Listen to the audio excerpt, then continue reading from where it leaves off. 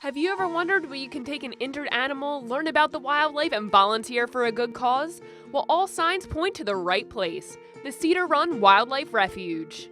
Located deep in the Pinelands of Medford, New Jersey, this refuge's main goal has been to serve as a community resource to educate everyone of all ages about the importance of protecting our ecosystem and keeping it clean and healthy.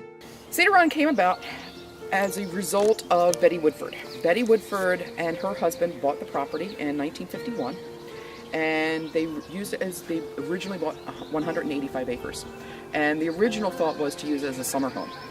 And they quickly fell in love with the Pinelands. It's a very unique habitat type, even within New Jersey. And Betty became a fairly well-known local botanist. One day someone brought her an injured snowy owl and to see if she could help. And she actually was able to successfully rehabilitate that owl and release it back to the wild. And from those humble beginnings, Cedar Run is now its own entity. We have protected 171 of those 185 original acres in perpetuity. And we've gone from one snowy owl to last year in 2012, we cared for 4,296 wild animals. With the refuge flourishing with so many species of animals, many injured or abandoned wildlife must be rehabilitated to be released back into the wild. Luckily, with the kindness and generosity of staff and volunteers, this dream of letting the wildlife back into the world become a reality. The biggest thing is stabilizing them, getting them warm, getting them fluids.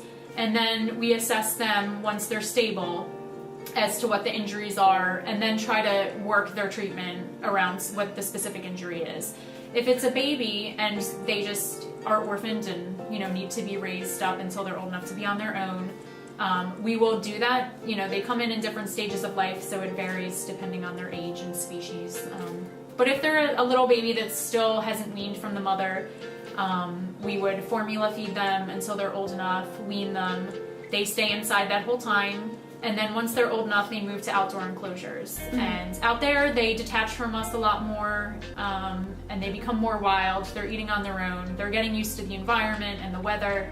And then once they're old enough to go and get released, then we do take them to different areas and release them in groups. Our resident animals outside have all come in here because they were either raised by humans or they were injured and couldn't be released. So some of the mammals out there, like our raccoons, people find the babies and try to raise them, and then unfortunately they become too nice because people don't realize, that sort of being a nice wild animal isn't a great thing for them to be released. So they did have to be kept because of that.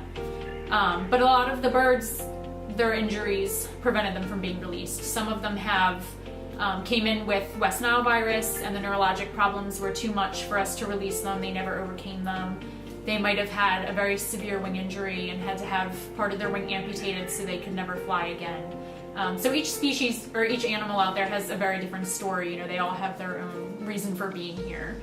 But it's mostly, they would never be able to survive on their own. So now they live here permanently as our ambassadors. Not only are the animals a unique aspect of Cedar Run, but the education programs as well. With monthly educational programs for children and adults alike, all are geared to teach the community the importance of giving back to the ecosystem and respecting the wildlife. This was the first year we did a full-scale volunteer day. While we run on the efforts of volunteers year-round, we decided to make it a community effort for Earth Day this year, and we had more than 150 volunteers from the community come out. A lot of school groups and scout groups, and then a lot of private individual citizens and their families came out. And we had jobs around the refuge that we otherwise would not have the chance to get to. Some deferred maintenance project, trail clearing, they were sealing benches, and it really, was a community effort to come together to keep the refuge moving forward. In this day and age, kids unfortunately are tied to social media a little too often. They're tied to their Xboxes, they're tied to their computers. My kids go along with that as well. We're not getting them outside enough. Unfortunately, with cuts in school, we're not even getting the kids outside for recess as much as we were before. And this is the generation that, can save the environment around us. And if they're not getting out in the woods, they're never going to learn to appreciate it. So we really need to have these opportunities where kids can get outside and just be in nature. Not only are they learning about the animals and the plants that live here, but just kind of learning to appreciate the natural world around them. The Cedar Run Wildlife Refuge truly is a safe haven in the woods. It all started with one injured snowy owl and the dedication of Betty Woodford, and blossomed into a community-wide inspiration and learning experience for everyone to enjoy. If you or anybody you know is interested in volunteering with this wonderful organization, visit their website at www.cedarrun.org for more information.